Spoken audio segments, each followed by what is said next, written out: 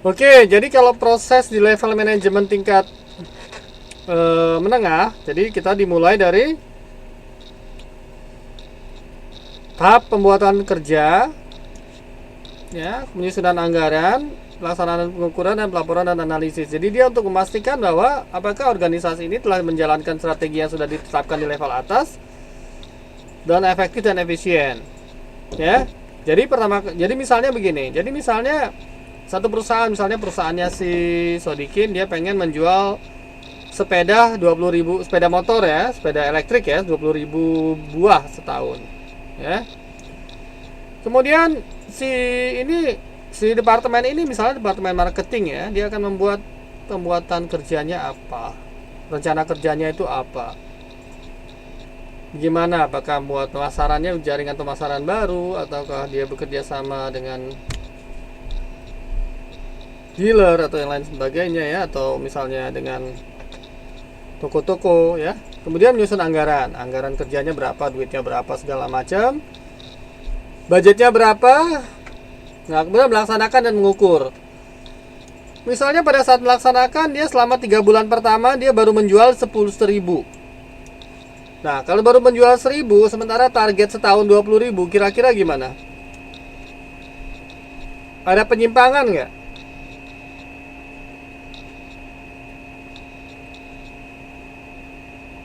3 bulan baru 1.000 dia. Halo, Mas Sodikin, Mbak Siti, Mbak Sri Untari. Nah ini, halo. Kalau 3 bulan pantas harusnya berapa? Kalau 3 bulan, kalau setahun targetnya 20.000, 3 bulan itu berapa?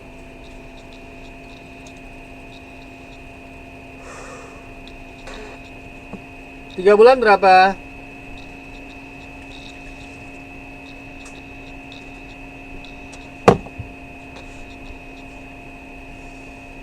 Halo? 3 bulan 60. Targetnya 20.000 setahun. Hah? Berarti kalau 3 bulan kira-kira 5.000, ya. Kalau baru terjual 1.000 kira-kira gimana?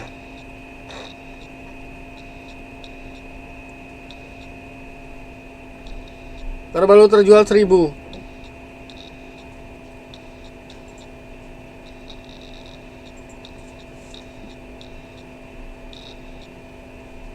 Ya terus ngapain gitu? Kira-kira kamu sebagai manajer tingkat menengah, kira-kira mau ngapain?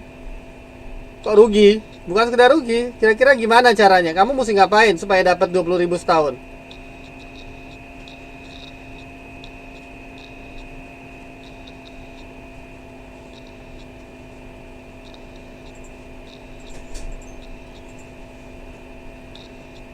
Mesti ganti cara jualan, ya. Ya, supaya tetap dapat 20.000, ya. Bener nggak? Gini aja lah, kamu jualan roti. Jualan roti sebulan misalnya targetnya 100 biji gitu, ya. Baru seminggu kamu baru jual, baru dapat 10 biji gitu. Kira-kira kamu ganti cara jualan nggak?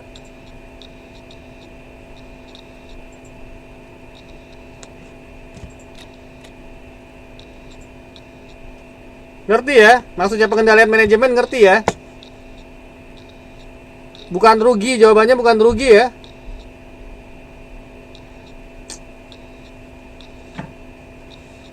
Ngerti, ya, caranya, ya? Ya, misal mungkin kalau contoh jualan motor yang terlalu rumit, ya saya kasih contoh jualan roti deh, ya. Ya, misalnya kalau seminggu pertama cuma dapat 10 biji, ya. Sementara target sebulan 100 biji, ya. Berarti mesti apa? Mesti pindah lokasi atau mungkin rotinya nggak enak, ya. Gitu, ya. Ya sederhana-sederhana aja deh, ya. Oke, paham sampai sini nggak?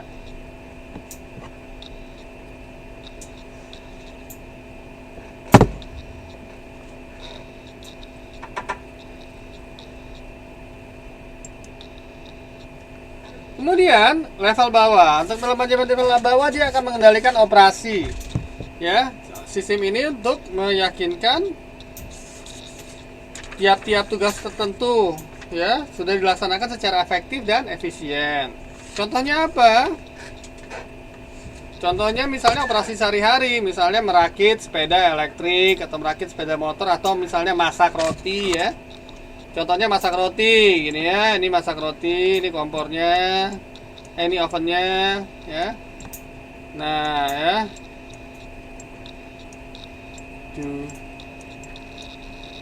Nah si supervisor itu bertugas untuk ngawasin orang ya, yang masak roti ya. Ini siapa nih sini nih masak roti ya. Sini supaya apa? Dia lihat kalau produksi sehari misalnya harus 1000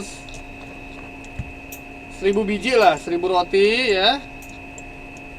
Dia lihat, dia mesti ngawasin si orang ini masak rotinya sini tuh bener atau enggak, suhunya pas atau enggak, adonannya di sini ada yang tukang bikin adonan misalnya ya. Ya. Gitu ya, biar ngerti kalian ya, jangan cuma sekedar baca modul dihafal-hafalin, tapi harus ngerti juga. Tahun depan kalian lulus tuh. Kalau gini kayaknya ya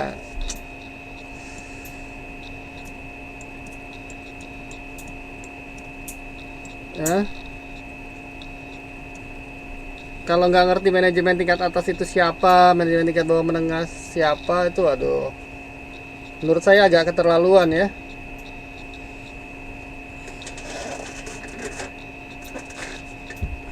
Oke, jadi si pengendalian operasi supervisor itu dia mengatur ya, mengontrol atau meyakinkan bahwa tiap-tiap tugas tertentu telah dilaksanakan secara efektif dan efisien ya. Jadi si tukang bikin adonan ini jangan sampai bikin adonannya salah, tukang bakar tuh jangan sampai gosong atau kurang dan lain sebagainya ya. Gitu ya.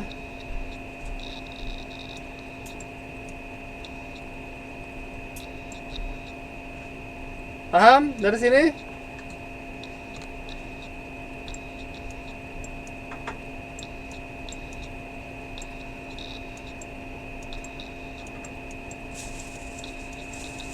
Paham ya? Jadi pokoknya untuk operasi sehari-hari ya. Sehari-hari itu supervisor. Kemudian dalam melaksanakan tindakan manajemen tentu harus ada harus ada pengambilan keputusan. Nah, pengambilan keputusan juga ada tipe-tipenya ya. Jadi masing-masing itu kan punya tingkatan. Ya. Jadi keputusan si manajemen tingkat atas berbeda. Keputusan manajemen tingkat menengah berbeda. Keputusan manajemen tingkat bawah juga berbeda. Nah, di sini ada 3 jenis pengambilan keputusan. Yang pertama adalah keputusan terstruktur atau terprogram, ya. Kemudian keputusan yang tidak terstruktur atau setengah. Ini keputusan yang tidak terstruktur nih, ya. Sorry saya salah. Ini keputusan yang tidak terstruktur, ya, contohnya, ya. Nah, keputusan yang tidak terstruktur ini keputusan yang tidak terjadi secara berulang-ulang, jadi bukan yang repetitif, ya. Informasinya juga biasanya sulit dan tidak tersedia, ya. Dan di sini pengalaman manajer berperan penting. Nah, biasanya ini seringkali terjadi di manajemen tingkat atas, ya. karena pengambilan keputusannya cuma 1 kali atau 2 kali, misalnya sebulan atau setahun gitu ya. Dia tidak terlalu banyak ambil keputusan karena persoalannya juga tidak sering terjadi. Misalnya, contohnya sederhananya aja, misalnya perubahan kurs ya, atau kenaikan harga minyak ya, misalnya kenaikan BBM ya, atau kenaikan gas saja, kenaikan harga gas LPG ya. Gas LPG 12 kilo di Indonesia kan naik ya. Ya. Nah, si pabrik roti tadi ya, si orang tadi ya, bosnya ini ya, mikir gimana caranya supaya produksinya tetap, biaya produksi tetap turun, tetap apa? Murah. Ya. Dan gimana supaya tetap laku? Gimana caranya? Kalau pakai, mungkin dia mikir kalau pakai yang 3 kilo kan terlalu sering ganti-ganti ya. Misalnya di sini ada tabungnya gitu ya, pakai gas ya. Kalau diganti 3 kilo kan misalnya ya, kadang kalau dia selesai di tengah, kalau dia sempat matang, kalau misalnya di tengah-tengah gasnya habis, nah kan berpengaruh terhadap pemasaknya roti ya. Gimana dia cari yang mikir? Oh, mungkin setelah dipikir-pikir ini mahal, semua mahal, akhirnya apa? Dia pakai kayu bakar misalnya ya. Misalnya ini loh, kayaknya nggak mungkin ya. Atau dia mengganti dengan listrik atau lain sebagainya ya. Ya. Jadi itu dia berpikir keras. Ya. Biasanya seperti itu. Ya. Atau misalnya ada produk baru, dia biasa bikin produk roti tradisional, tiba-tiba ada pabrikan roti gede misalnya masuk, Sari Roti misalnya ya. Sementara roti itu mereknya cuma roti kampung gitu ya.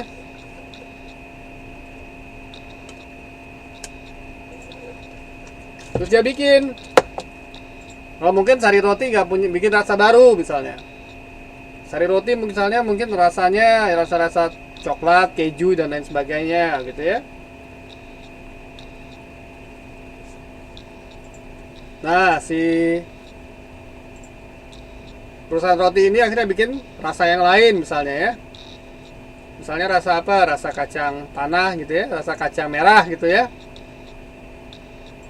Di sini kan banyak tuh kacang merah.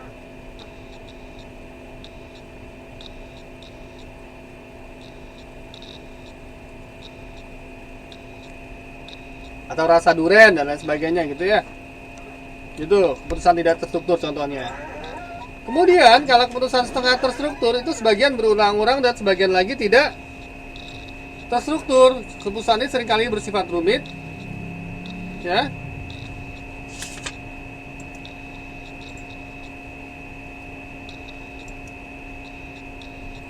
Ya. Dan membutuhkan perhitungan-perhitungan dan analisis yang terperinci. Contohnya kalau si pabrik roti tadi, misalnya, oh ternyata ovennya itu sudah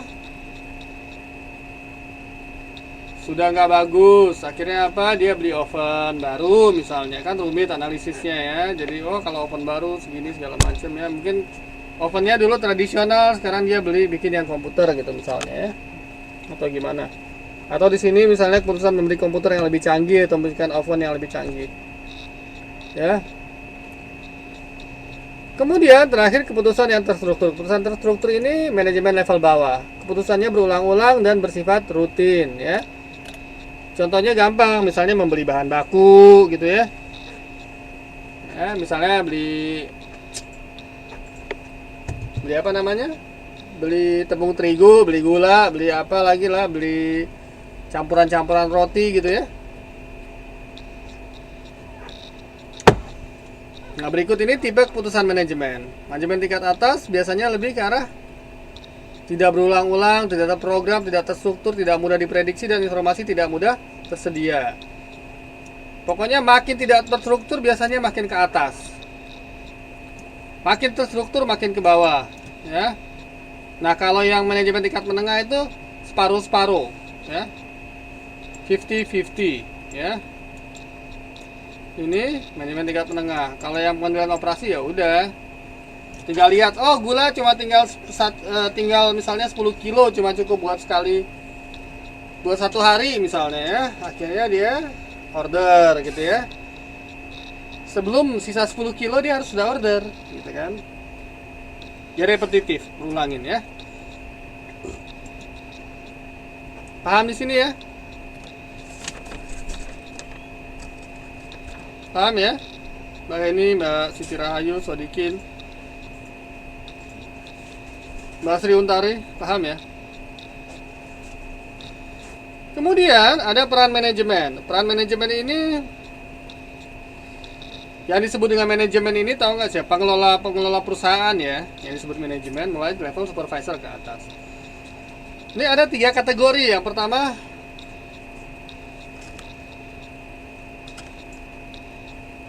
peran hubungan interpersonal ya. Nah, peran hubungan interpersonal ini maksudnya hubungan antar pribadi ya. Inter itu kan antar ya. Personal itu pribadi. Jadi hubungan antar karyawan ya. Nah, dia harus bisa berperan sebagai pemimpin ya. Karena dia bos kan. Kalau atasan dia mesti sebagai pemimpin ya. Karena dia mewakili organisasi perusahaan. Kemudian harus sebagai leader ya.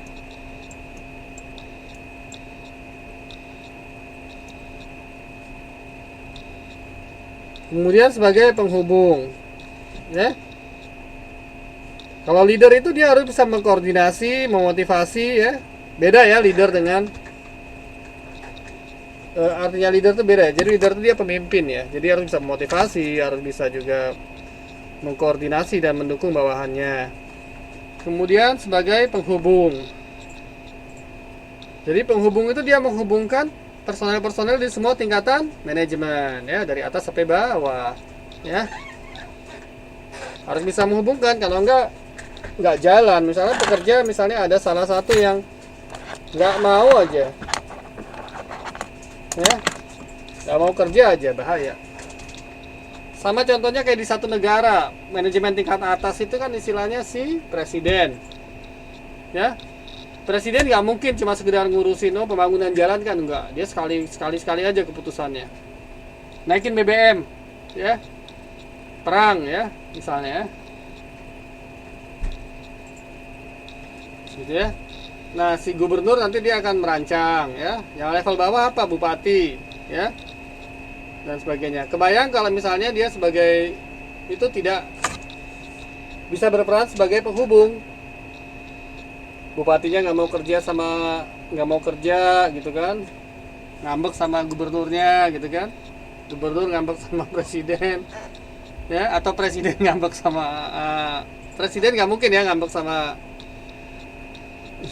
bupati ya. Bisa aja kan, kalau di kantor kan bisa, misalnya atasan misalnya kesel sama manajer A, nggak mau kerja, demo, yang rugi gimana? Company kan.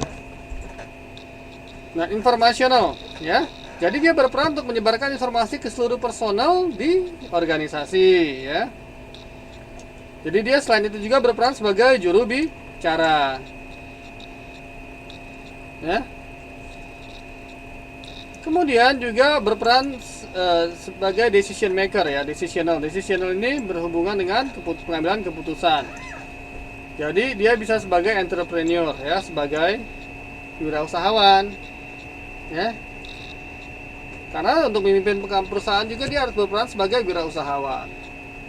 Kemudian harus sebagai disturbance handler. Maksudnya apa? Untuk bisa menangani gangguan. Misalnya tadi gangguan demo contohnya kan, atau misalnya tiba-tiba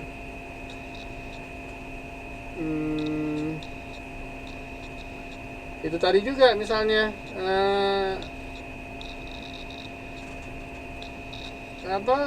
tabung gas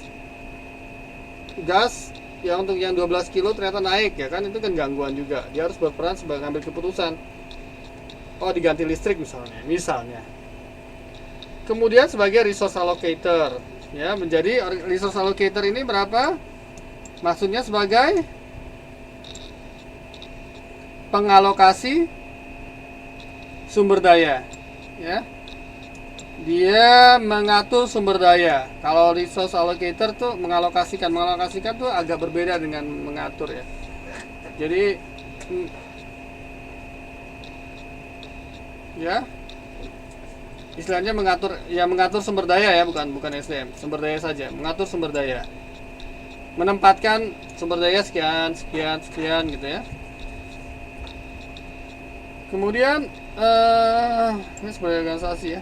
Kemudian sebagai negosiator jika terjadi konflik dalam organisasi, itu contohnya misalnya demo ya, misalnya ada demo karyawan, dia harus negosiasi. Kenapa? Karyawannya pengen apa? Oh, pengen misalnya naik gaji ya.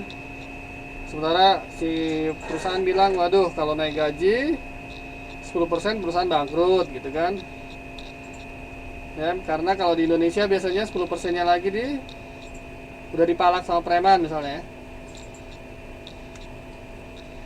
Itu kenyataan. Di Indonesia banyak preman berdasi atau preman tidak berdasi sama aja.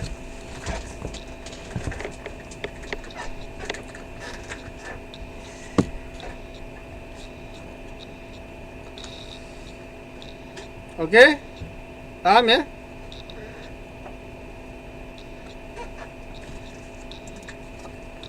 Kemudian gaya kognitif pengambilan keputusan ya.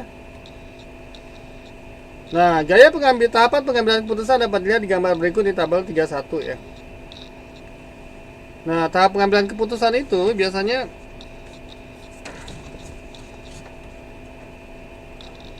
kognitif ini dicari artinya apa ya?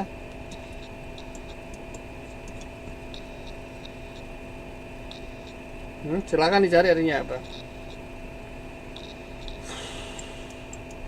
Ini saya nggak ngerti ini kenapa selalu kepotong ya kalau di convert ya, gambar-gambar ini ya. Ini harusnya ada implementation di sini.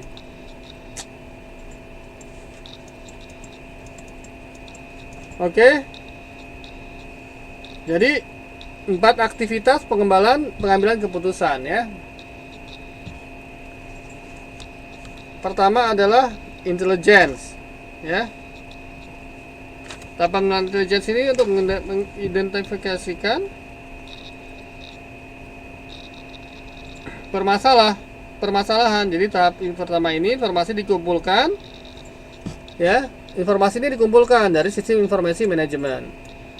Kemudian tahap perancangan ya, decision support system. Kemudian tahap merancang keputusan yang mau diambil. Kemudian kita memilih keputusan tersebut. Terakhir melakukan implementasi. Contohnya misalnya tadi intelijen, mengumpulkan informasi. Misalnya kita ingin melakukan misalnya pengganti ya. Masalahnya adalah harga gas tabung 12 kilo naik. Sementara tabung 12 kilo itu cuma bisa dipakai 1 hari untuk masak, untuk manggang roti misalnya, untuk misalnya 3 jam ya, 3 atau 4 jam ya. Kalau pakai, kemudian diambillah di sini keputusan informasi. Kalau diganti misalnya dengan tabung 3 kilo, berarti kan cuma bisa 1 jam. Kalau 1 jam rotinya belum matang misalnya ya. Rotinya baru setengah matang misalnya. Kalau diberhentikan jadi rusak, akhirnya nggak mau ya. Nah, informasi dikumpulin dulu ya, kemudian dirancang. Masih rancang baru ya, dipertimbangkan bahwa kalau 3 kg mengakibatkan proses berhenti tengah jalan. Kalau pakai kayu bakarnya dari mana gitu kan. Zaman sekarang gitu loh, masa ada kayu bakar gitu kan. Kemudian pakai listrik, dihitung-hitung ya, ternyata harganya masih lebih murah dari kenaikan harga 12 kilo ya. Misalnya listriknya dari mana? Ya tentu dari PLN ya, jangan nyolong ya. Nah, akhirnya pengambilan keputusan, oh ternyata pakai listrik. Implementasinya gimana? Dan implementasinya ternyata ovennya itu mesti pakai gas. Wah, berarti apa? Berarti mesti ganti oven dan lain sebagainya ya. Bahaya kan kalau belum dipertimbangkan, akhirnya balik lagi ke sini, ke desain. Oh ternyata kalau ganti oven listrik jadi lebih mahal, akhirnya tetap pakai 12 kilo dan sebagainya, seperti itu ya. Apa pengambilan keputusan seperti itu prosesnya ya. Ya, pengumpulan informasi, merancang keputusan, memilih keputusan, dan menerapkan keputusan. Ya sehari-hari kamu juga seperti itu kan. Misalnya mau beli baju, ya, atau mau beli motor, atau mau beli rumah, pasti informasi dulu harganya berapa dan lain sebagainya ya. Kemudian ngerancang kira-kira kalau saya pakai baju merah atau pakai baju begini, baju hijau misalnya modelnya begini, ya, pantas nggak ya? Gitu ya. Setelah itu memilih, kemudian baru terakhir membeli baju ya, implementationnya beli baju ya. Oke, paham sampai sini ya. Analoginya kan sama ya dengan dunia sehari-hari. Paham Mas Sodikin, Mbak Siti, Mbak Sri Kuntari, Mbak Heni. Halo, bisa dengar suara saya?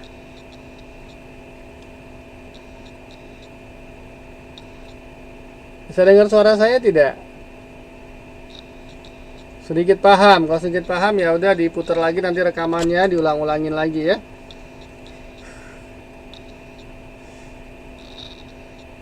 Dan sambil dibaca modulnya. Oke, sampai di sini kegiatan belajar pertama selesai. Nah, sekarang kita akan masuk ke kegiatan belajar kedua, yaitu informasi untuk pengambilan keputusan. Oke, nah sekarang sistem informasi itu peranannya tidak hanya sebagai pengumpul data sekarang ya, tetapi juga dia mengolahnya menjadi informasi berupa laporan-laporan dan juga bisa melakukan sekarang ya banyak ya perencanaan sebagai decision support system yang melakukan alokasi sumber daya, pengukuran dan pengendalian. Nah, tetapi tetap fungsi utamanya yang pertama kali adalah yang paling sederhana. Yang paling sederhana adalah untuk memberikan yang paling sederhana. Fungsi utamanya adalah memberikan informasi apapun itu. Jadi misalnya dengan sebagai decision support system juga memberikan informasi, membantu untuk pengambilan keputusan. Informasinya apa? Informasi yang membantu untuk mengambil keputusan. Ya. Informasi data sehari-hari, misalnya keuangan atau produksi, ya. Itu yang tidak perlu diproses, hanya cukup untuk merekapitulasi. Nah, ya. Yang pertama adalah tipe-tipe informasi. Ya, tipe informasi yang pertama adalah informasi pengumpulan data. Mengumpulkan data merupakan informasi sederhana, jadi hanya berupa akumulasi atau mengumpulkan data untuk menjawab pertanyaan, apakah yang saya kerjakan ini udah baik atau belum? Am I doing well or badly? Ya, ini biasanya untuk tipe manajemen tingkat bawah, supervisor. Supervisor kan sederhana. Misalnya tadi contohnya toko roti tadi. Supervisor cuma ngelihat produksi satu hari, ya. Istilahnya kalau di pabrik itu shop floor, ya. Satu hari 1000 roti, ya. Yang angus 100 roti, ya. Dicatat, gitu kan. Produksi yang habis, bahan baku yang habis dicatat. Nah, itu ngumpulin data. Ya. Benar 1000 roti, tapi ada 100 roti gosong. Harusnya nggak benar. Berarti apa? Berarti dia hari itu tidak baik. Karena kenapa? Karena dia harusnya sih pengennya kan nggak ada yang gosong. Ya kalau gosongnya cuma 1 atau 2 boleh. Kalau 100 kan kebanyakan, berarti ada masalah, ya. Mungkin oven yang rusak, ya. Ya. Dan lain sebagainya, ya. Nah, kemudian informasi pengarah perhatian. Jadi informasi untuk membantu manajemen memusatkan perhatian pada masalah-masalah yang menyimpang. Apakah ada ketidakberesan, ketidakefisienan dalam kesempatan-kesempatan yang dapat dilakukan. Jadi contohnya di sini untuk memecahkan masalah, permasalahan yang seharusnya saya amati. Contohnya di sini, ya. Kalau setiap hari ternyata sudah menyimpang 100 roti, sudah gosong 100 roti. Produksi sehari 1000, ya. Tiap hari gosong 50 sampai 100 roti. 10 hari aja udah 1000 roti. Sama dengan produksi 1 hari. Wah, berarti kan ada yang nggak beres nih, ya. Nah, si manajemen di atasnya ini langsung harus berpikir, ini ya, pasti ada yang masalah. Misalnya apa? Masalahnya apa? Ya.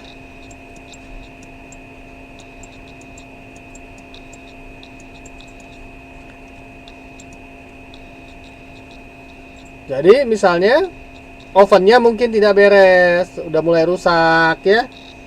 Ada masalah di pemanggangnya atau ada masalah di orangnya, mungkin nggak beres, ya. Ternyata dia setiap mau istirahat, ya, misalnya ada aja orang, ya. Atau setiap jam 6, misalnya pulang tuh jam 5 sore, setiap jam 4, ya. Setiap jam 4 atau jam 5 atau jam setengah 5, ya, orang tersebut sambil nonton gosip misalnya, ya, atau sambil Facebookan, ya, sambil nonton acara gosip di TV. Akhirnya setiap jam setengah 5 dia selalu gosong karena lupa. Bisa aja seperti itu, ya. Nah, manajernya harus bilang, oh, kamu gak boleh nonton TV, ya. Kalau enggak dipotong dari duit gaji, kan, misalnya seperti itu. Atau disuruh makan roti yang gosong gitu, kan, ya. Itu bisa aja kan terjadi, ya.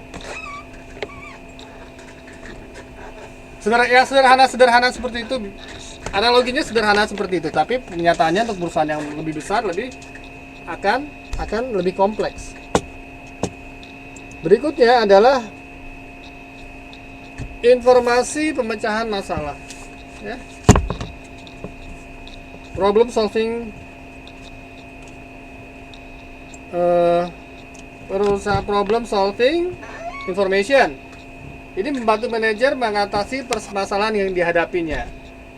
Ini permasalahan perusahaan, ya, bukan permasalahan pribadi. Misalnya ada karyawan bilang, aduh mbak, atau pak, saya ini kenapa jomblo seumur hidup, gitu kan. Nah, itu nggak bisa, ya.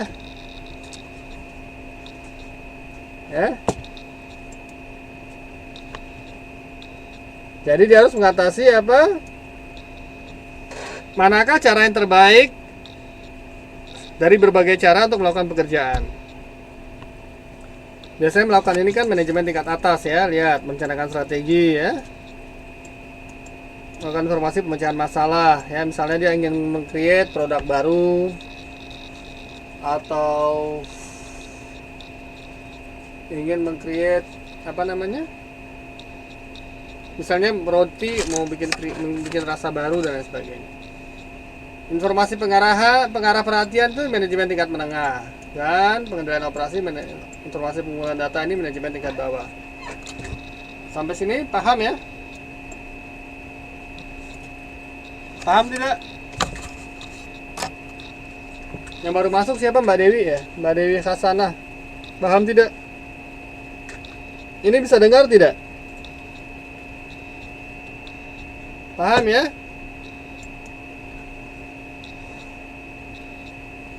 Kemudian karakteristik informasi.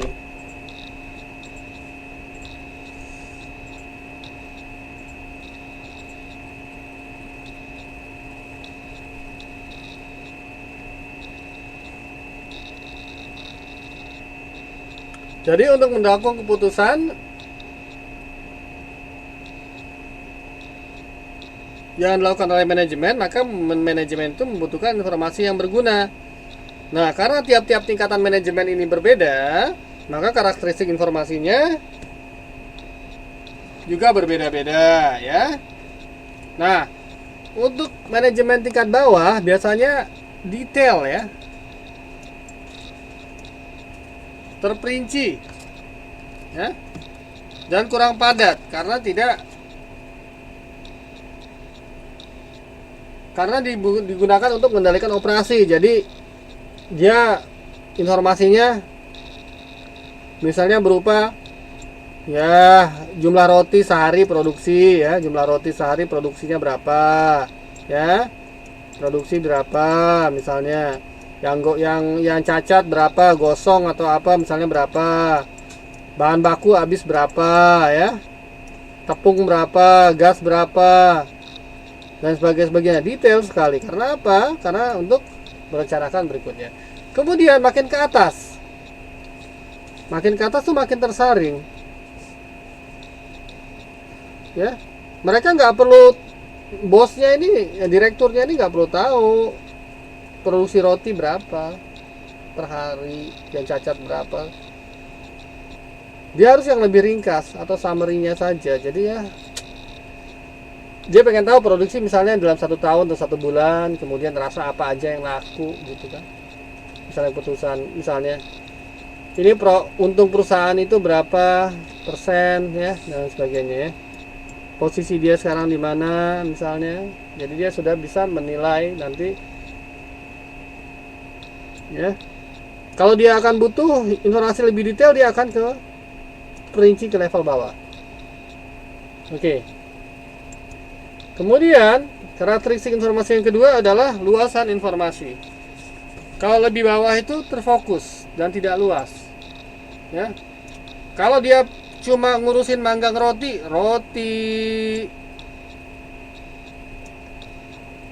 aja yang ngurusin ya. Jadi misalnya produksi hari ini berapa, yang cacat berapa, dan itu aja tiap hari diurusin. Tapi makin atas makin tidak terfokus ya, karena makin luas.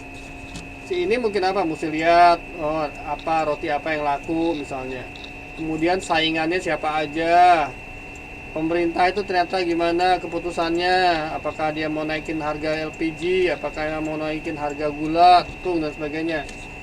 Lebih luas walaupun dan tidak fokus. Jadi dia dari semua informasi yang banyak ini dia bisa menentukan ini perusahaan roti mau ngapain, gitu ya. Paham ya? Kemudian karakter informasi yang ketiga adalah frekuensi informasi. Kalau yang bawah ini rutin informasinya, tidak mendadak ya. Tiap hari informasinya cuma gimana caranya supaya roti itu tidak gosong, supaya roti ini matangnya pas ya. Gimana caranya supaya bahan baku ada dan sebagainya. Sebenarnya makin atas makin tidak rutin atau mendadak. Misalnya tiba-tiba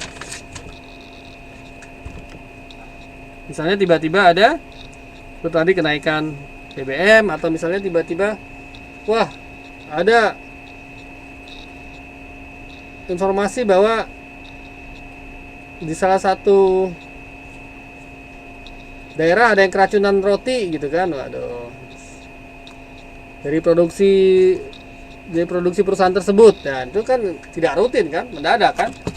Ini harus mikir, bisa nyari kenapa kok bisa ada orang keracunan, apakah ada masalah. Ternyata yang dijual ternyata sudah kedaluarsa, jadi bukan salahnya dia gitu kan. Ada seperti itu. Jadi salahnya penjualnya nakal, sudah kedaluarsa, kemudian di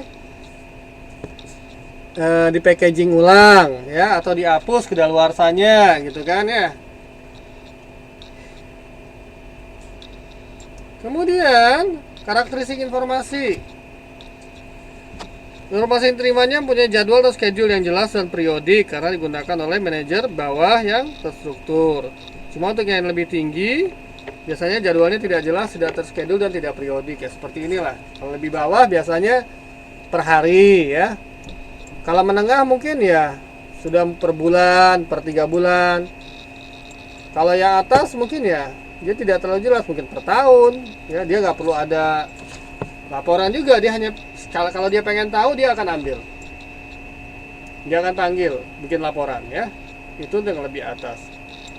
Kemudian untuk berikutnya waktu informasi. Yang informasi biasanya lebih ke arah historis atau masa lalu atau yang telah terjadi. Contohnya apa? Produksi hari ini ya. Pas pada saat sore, pada saat tutup pabrik roti, dia akan mikir, ya kan? Dia akan lihat kan sudah jadi masa lalu kan, sudah historik. Ya. Oh, atau produksi yang kemarin, ya. Nah, kalau lebih makin ke atas dia makin memprediksi, makin bersifat keputusan ke depan, ke masa depan. Misalnya apa?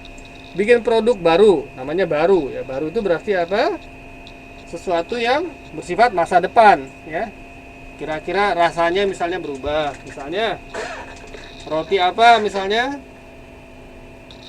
Rotinya dalam satu roti ada 2 rasa ya. Kalau sebelumnya rasanya misalnya rasa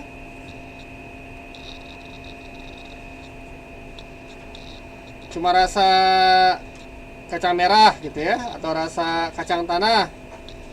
Sekarang mungkin dicampur ya, kacang merah plus keju misalnya, kacang tanah plus apa yang enak ya,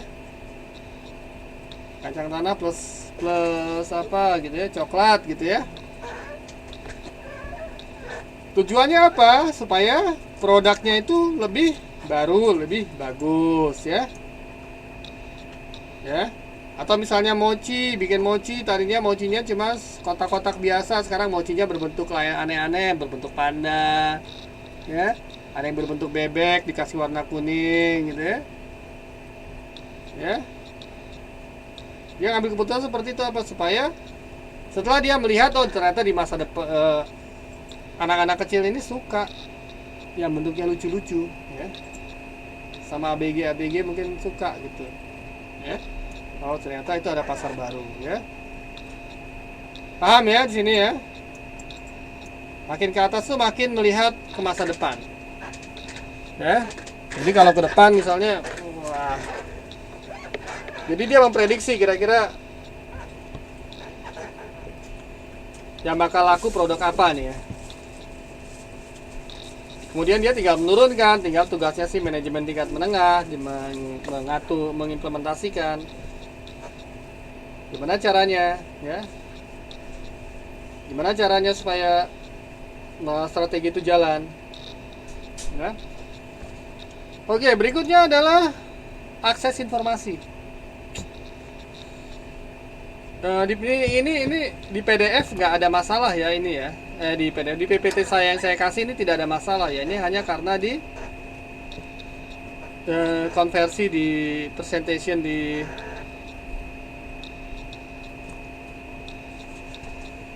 mana di kelas online ya. Nah, manajemen tingkat bawah ini dia membutuhkan informasi yang periodenya jelas dan berulang-ulang ya.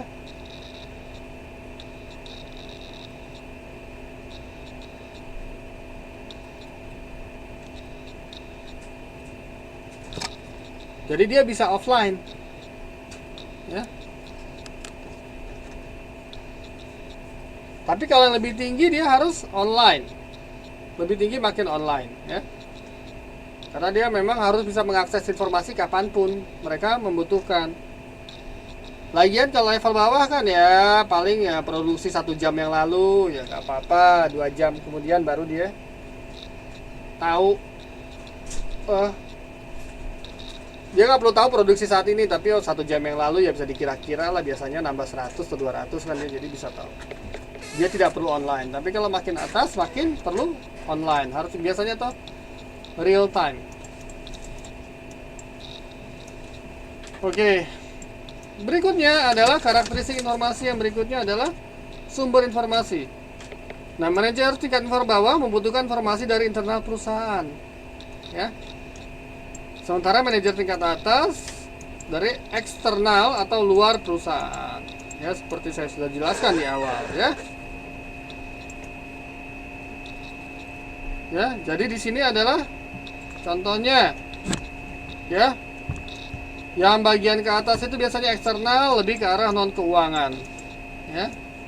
Sementara lebih bawah internal, lebih ke arah keuangan. Ya, lebih non keuangan maksudnya lebih ke arah keputusan yang informasi yang bersifat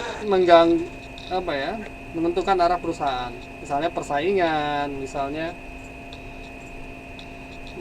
keputusan pemerintah ya, dan lain sebagainya. Karena dia lebih berurusan dengan strategik ya. Ternyata ada pabrik baru ya, ada perusahaan baru masuk misalnya, kemudian pajak roti dinaikkan, bisa aja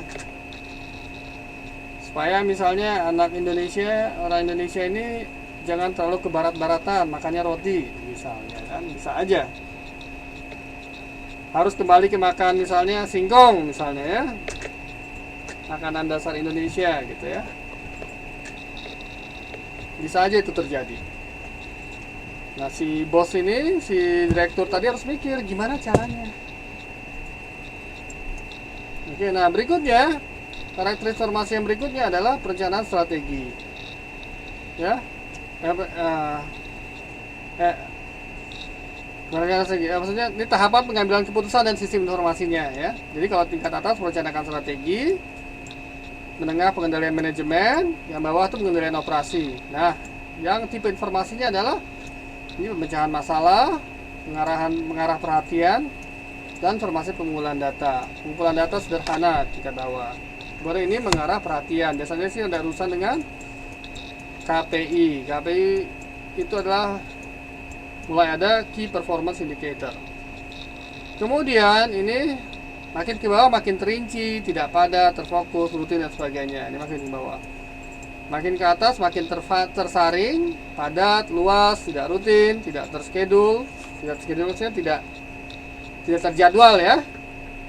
Bersifat lebih ke arah masa depan untuk memprediksi, kemudian online dan juga dari eksternal perusahaan.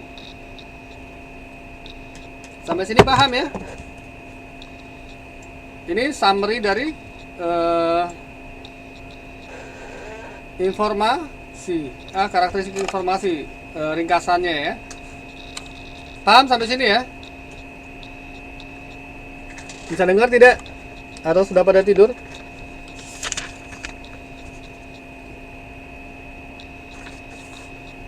Paham ya? Halo? Bisa dengar? Paham?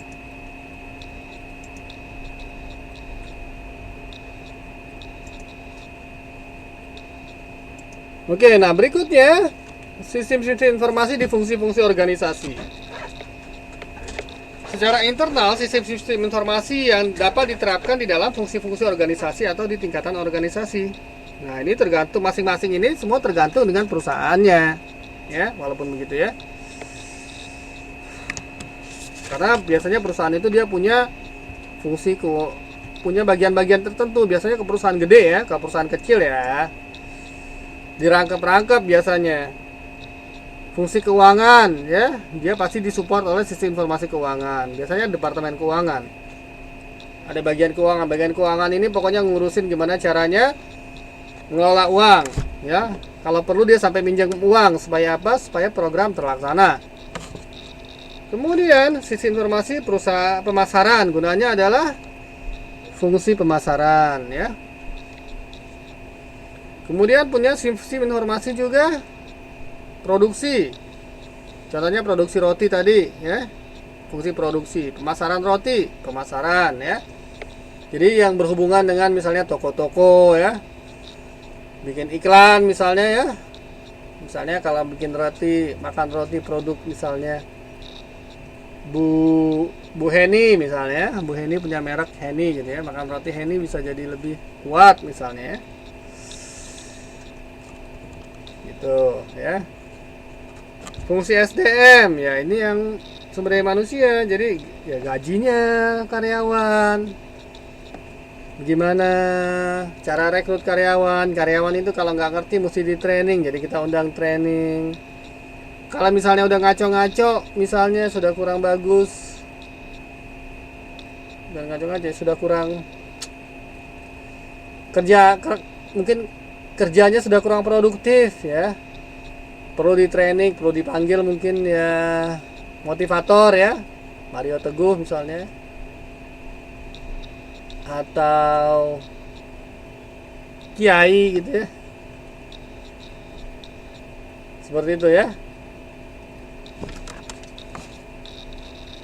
Bisa aja penceramah, jadi ya dimotivasi bahwa bekerja itu bukan sekedar mencari rezeki, tapi juga buat ibadah misalnya. Nah ya, ada juga seperti itu di perusahaan. Makanya, nah itu training model itu ada yang laku juga. Nah itu namanya fungsi SDM. Kemudian sistem-sistem informasi di tingkatan organisasi ya.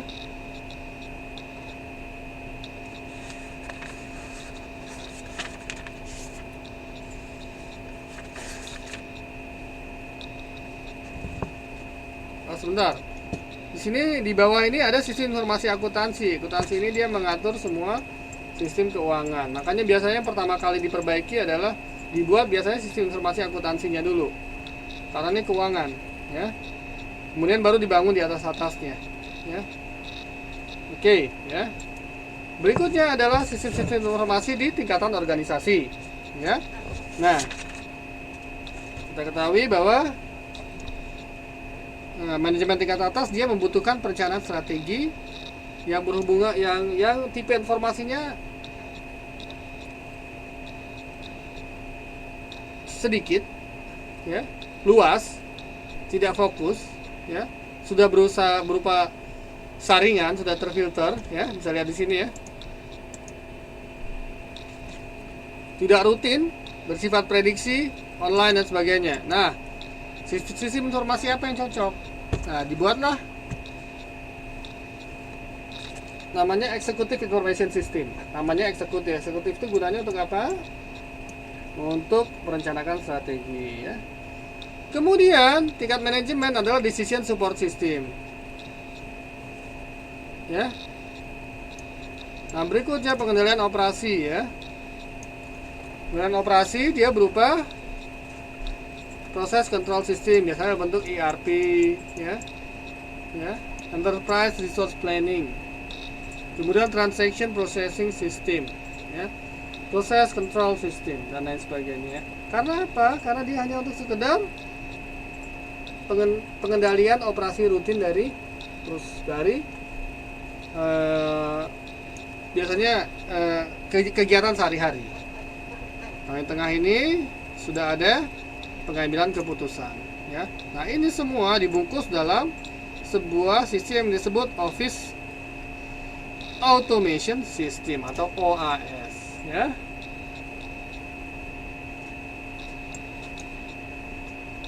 Ya, sampai sini paham ya. Ini untuk manajemen tingkat menengah, manajemen tingkat bawah, dan manajemen tingkat atas. Oke, terakhir saya akan menjelaskan kerangka kerja sistem informasi ya. Dari pembahasan sebelumnya maka bisa disimpulkan bahwa tingkatan manajemen itu berbeda ya. Karena kegiatan manajemen berbeda ya. Karena tingkatan itu manajemen berbeda, maka kegiatan manajemen tiap tingkatan berbeda ya. Untuk tingkat bawah operasi, pengenalan operasi, operasional, manajemen, pengendalian manajemen untuk tingkat menengah, dan perencanaan strategik untuk tingkat atas. Kemudian karena tipe kegiatannya berbeda, maka karakteristik kegiatan juga, karakteristik kegiatan tiap tingkatan berbeda ya. Jadi tingkat terbawah itu biasanya lebih terstruktur dan berulang-ulang, makin ke atas makin tidak terstruktur. Kemudian berdasarkan karakteristik tersebut, informasi yang dibutuhkan juga oleh tiap tingkatan berbeda. Kalau yang di level bawah dia lebih buat sebagai informasi pengumpulan data. Kemudian menengah lebih bersifat untuk menarik perhatian, attention directing information, dan tingkat atas lebih ke arah problem solving information. Yang kelima, tipe informasi tiap tingkatan ini berbeda.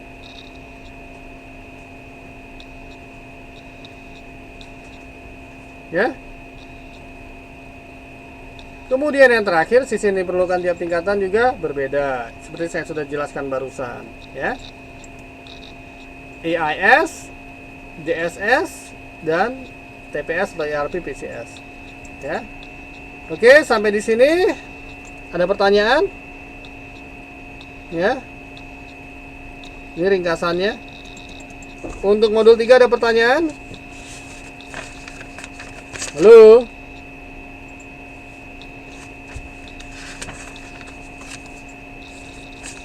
Halo? Dengar atau tidak? Ini dengar tidak? Mbak Siti Rahayu, Mbak Siti Untari, Mbak Sri Untari, paham ya? Paham nggak? Mbak Dewi Hasanah. Oke, kalau sudah paham, tolong dikerjakan tes formatif ketiga semuanya, seperti biasa ditulis tangan. Ya. Kita ketemu hari Minggu ya. TTM kelas ya, kita hari ketemu. Oke? Kita ketemu TTM kelas.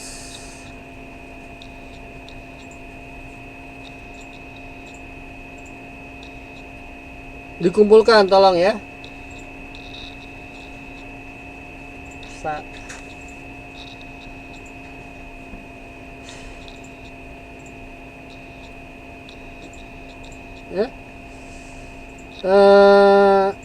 Terima kasih atas kehadiran rekan-rekan pada malam ini. Assalamualaikum warahmatullahi wabarakatuh. Sampai ketemu hari Minggu ya.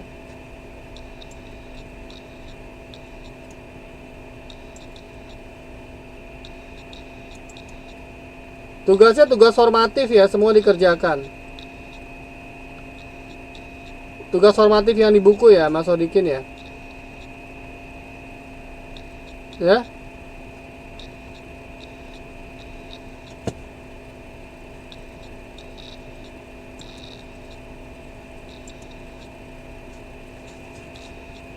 Paham ya? Oke, kalau sudah jelas ya, sekali lagi saya ucapkan terima kasih. Assalamualaikum warahmatullahi wabarakatuh.